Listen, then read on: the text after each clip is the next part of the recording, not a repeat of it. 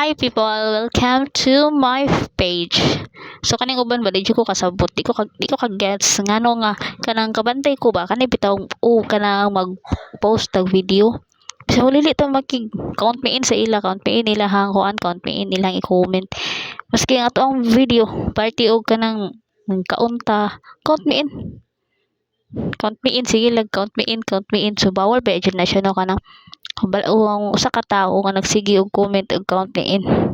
Maski different nga ang mga account ang ilang gikomentan og count me in, pero tungod sa kadaghan nga gi-count me in nila ang words, nagbalik-balik na lang ang words maura imong gi-comment, mura kag robot.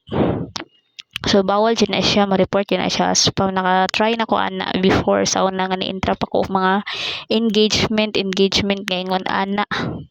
Kay before man goods bago pa ta mag-reels, so kung unsa itong makita ato dig sundugon, ato adang i-apply to ang self kay mao lagi na masinta nga basin mo na yung makatabang makaboast na to ang ato ang views, alay ka ng followers. So muna sa akong gibuhat sa una kanto to follow, race back. So labad kayo sa uno, may lang primero siguro, pero kadugayan kapuya naka-imagine no mo naay kay risbakanan nga tag hundreds ka buok. Tapos ang kanang sila pag di na nimo marisbakan dayon masukom na sila, i-unfollow dayon ka. Dayon kita natin gibuhat, so makuan na lang, ma-sacrifice ang atong gibuhat kay para dili sila ma-disappoint kay ni follow naman sila, so ikaw dapat no follow back kanila. Pero pag di kanila dili ka kanang maka-follow back, masuko na sila. So kung chatan ni kanila pertinta sana na follow din kanila. Sayang kayo yung imong oras na gi-google sa pag-follow to follow, respect to respect. Kay masag himo kag content, wala na lang kakahimo sa imong content kay kuan na lang ka, nag-depend na lang ka sa follow to follow. Imagine ha, mag-post kag 5 ka videos or 3 lang ka video sa isa ka adlaw. So nya na kay mga risbakanan nga sa una na ako yung risbakanan nga sobra tag 300 sa usa ka adlaw na ako followers nga tag 500 ang mapuno. 500 siya inig ay makuan ka, ma-surprise ka 500 ang followers nga mapuno.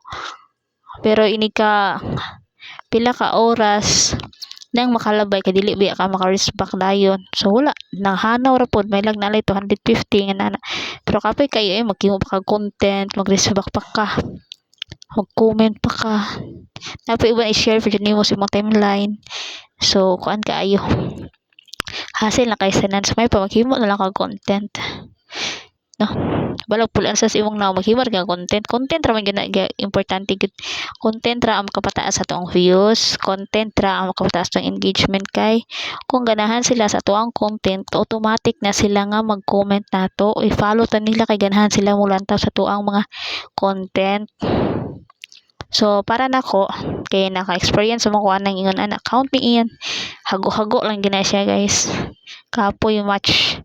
Tapos ay mo mga stars pud nimo madawat, hala pag mo gi-set up imong account mahurot lang na, mawala lang na. So ay pahimo lang siya tag content para monetize sa mga tools. So mao lang usa to guys kay maninda usa ko. So see ya for my next video.